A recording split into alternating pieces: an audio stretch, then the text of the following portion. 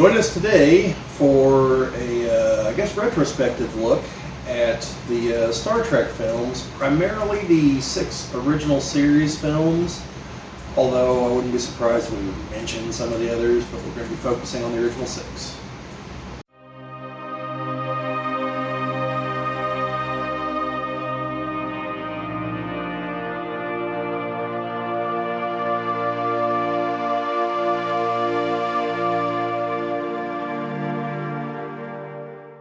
Which is where we'll go now, into Star Trek IV, The Voyage Home.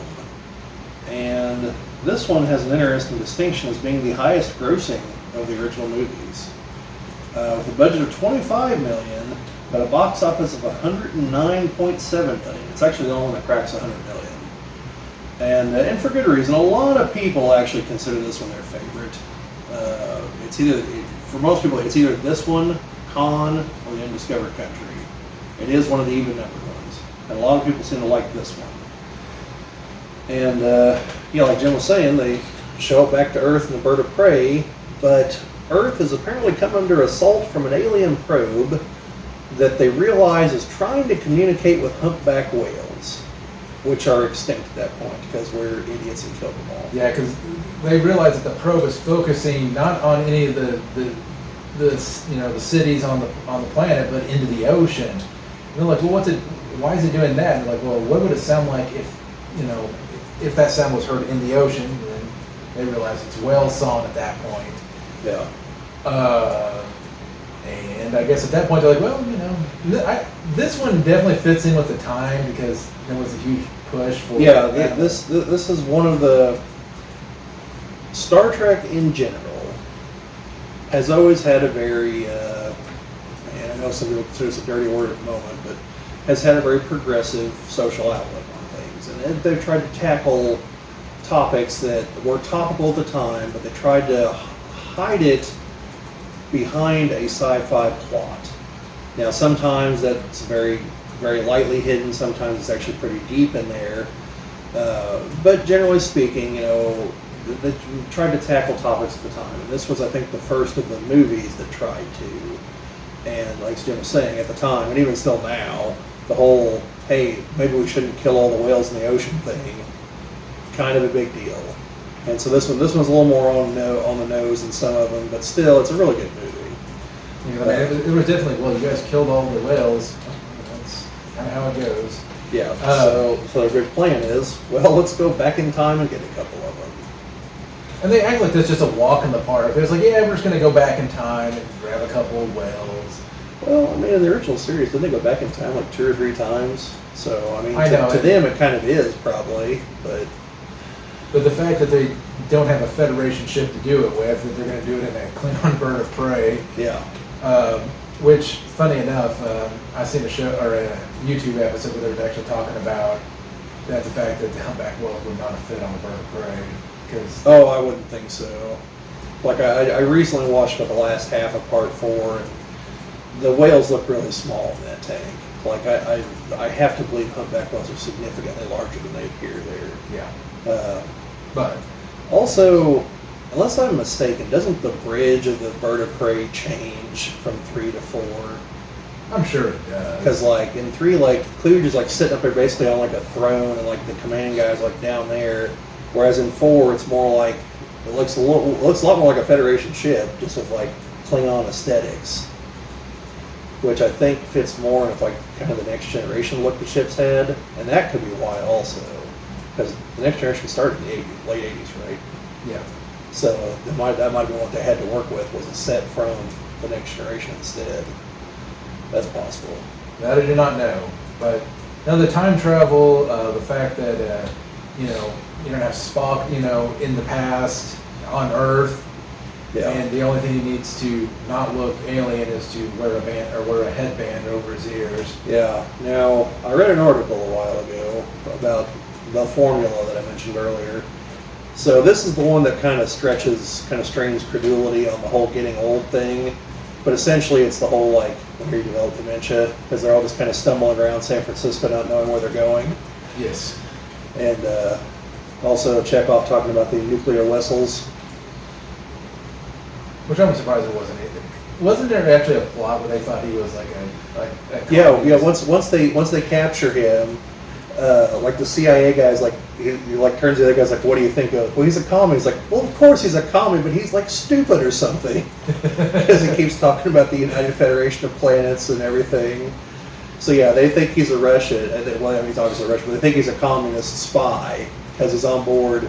Well, the Enterprise, the nuclear aircraft carrier, because they have to siphon, is it photons or something, from the reactor so that they can re-energize the dilithium crystals aboard the bird of prey, because the slingshot really drained the energy from them.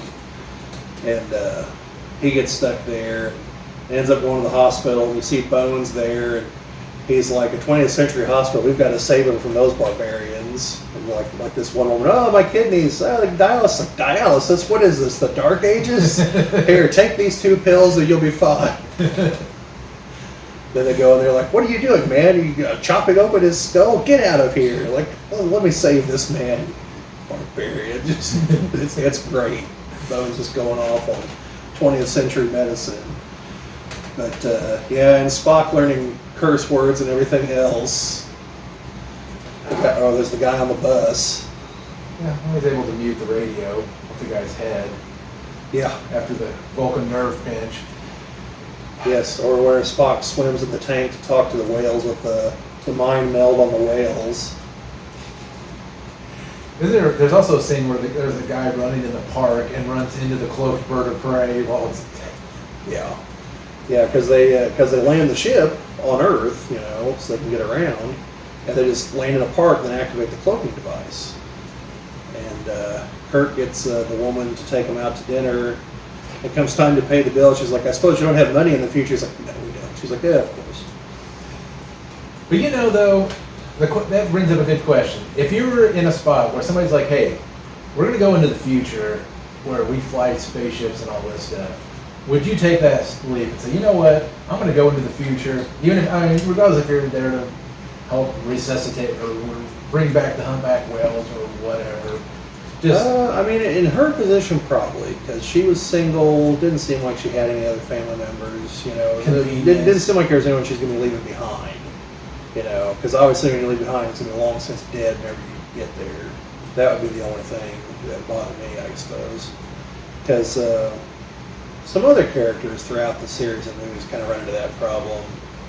Like there's the Next Generation episode where they land on the one planet that's almost ready for warp drive. And Riker, I think, had to sleep his way out of the hospital, if I recall correctly. There's the woman there that's like, take me with you. And Picard's like, we may never be coming back here in your lifetime. She's like, don't care. I'm ready to go. So clearly the answer was yes for her. Well, so that's an interesting thing for people in the comments. What would you do if you had the option to go from the present into the 23rd, 24th century aboard some starships in a Star Trek type future, I guess? Yeah. I guess it would really depend because, you don't want the Mirrorverse version of the future. Yeah, you probably would.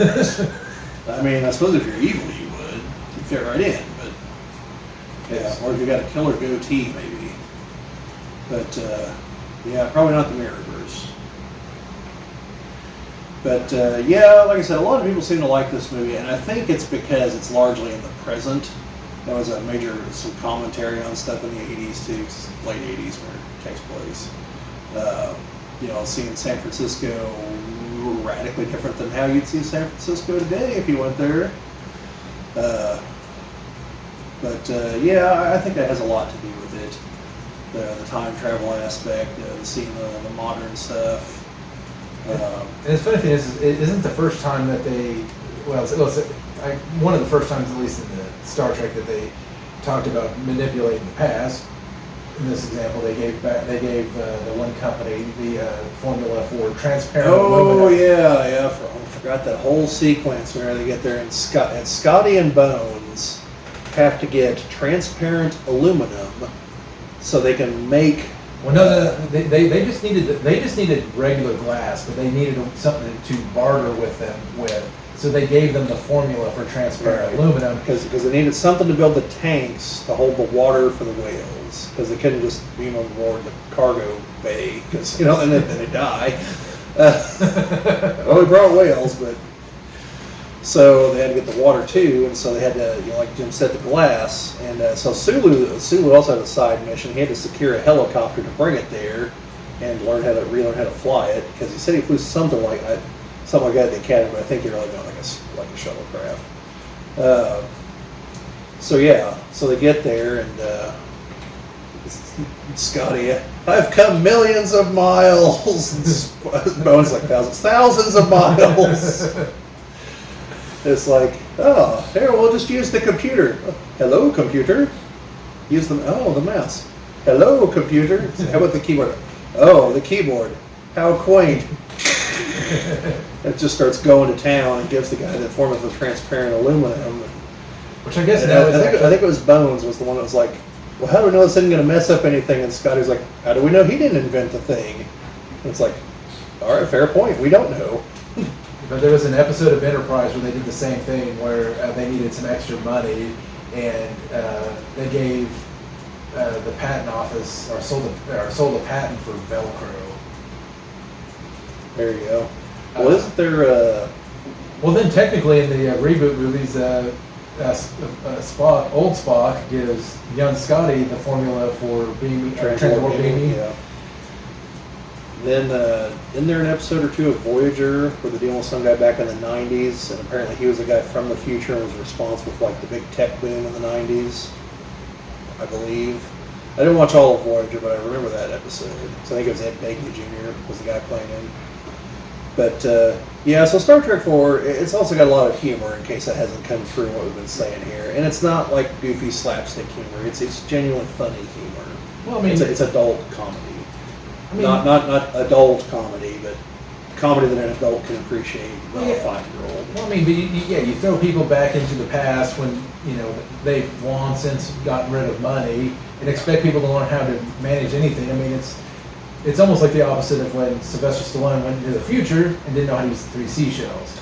Yes. And that the fact that they never tell you how to use 3 seashells still to this day.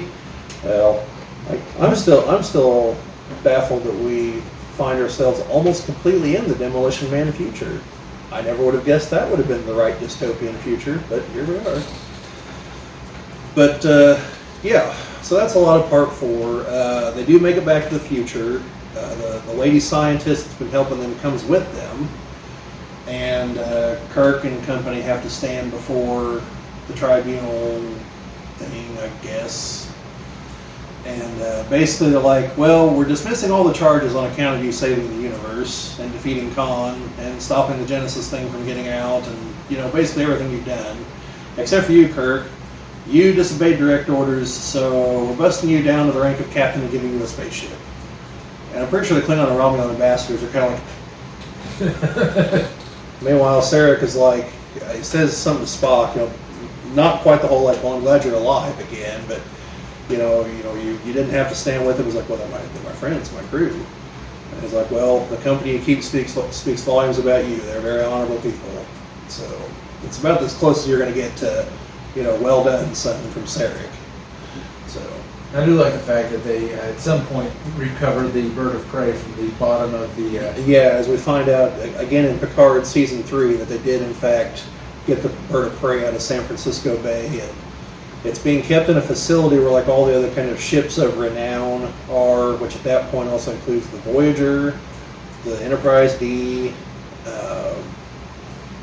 it's the one from Deep Space Nine, Defiant. The Defiant. I think there's an original model Romulan bird of prey there, if I recall correctly, which may be the exact one from, is it Balance of Terror? Is that the name of that episode? Where it's been, like, destroying things along the neutral zone, and then Kirk and them fight it. And it's the first time they actually see the Romulans. Yeah, where Spock's like, oh, well, they look like me. Look at that. They also have, I believe, the Stargazer is there as well, because they had the Stargazer from the one episode of the Next Generation, where I guess Picard had killed this Ferengi in the Frankie, I guess, restored it. And, Is that Damon Bach? yeah. Yes. Yeah. The Stargazer did get towed back, so it would make sense that it would show up. I mean, it was famous for the first ship to perform the Picard maneuver. So that's about all on Star Trek 4. Well, we're Yeah, that's pretty much everything I wanted to say on the movies. so we got 2 hours in on this, just about. That's all right. So if you guys can sit through and listen to all this, definitely comment on it. I'll probably break it up in editing. So. And even then, if they watch part 1, part 2, or if we break it into 6 parts. Yeah, I'll probably. Well, folks, depending on how you're watching this, I have either broken it up per movie or per like chunks of time or something, or I have just let it go. Because there's one really long video we did one time that I broke up into 3 parts, but then I also posted just the whole full length thing. I'll get it right here in a second. And that might be what I do here. I post the individual segments and then post the full length with the timestamps or something. But at any rate, if you're watching the full length one, or if you just watched one of the others, or since I'm probably just going to take this scene right here and slap it at the end of each of the videos, so I don't have to record this 6 times. It's a little editing trick for those who don't know. Thank you for watching. Definitely comment down the bottom. Do you want to see more of us talking about the others? Any particular part of these you might want to know more about? Want to know about like other random movies that DeForest, Kelly, Leonard Nimoy, or William Shatner are in by any chance? We can talk about Night of the Lepus. You want to hear about giant rabbits terrorizing Texas? I think it's Texas. Or if you want to know more about obscure video formats like the one shown here. Yeah. I'll be able to dig up a Betamax somewhere. But yeah, just let us know. You want to hear about the other Star Trek stuff. Once Strange New World Season 2 comes out, we'll probably do a video once all the episodes are out. We might do weekly things, but that's probably a little taxing on our schedule. So we'll probably do a wrap-up once they're all out. But otherwise, thanks again for watching. Comment. But otherwise, like, share, subscribe, all that fun YouTube stuff. But otherwise, make it so. Engage. Engage. That's better. We'll go with that.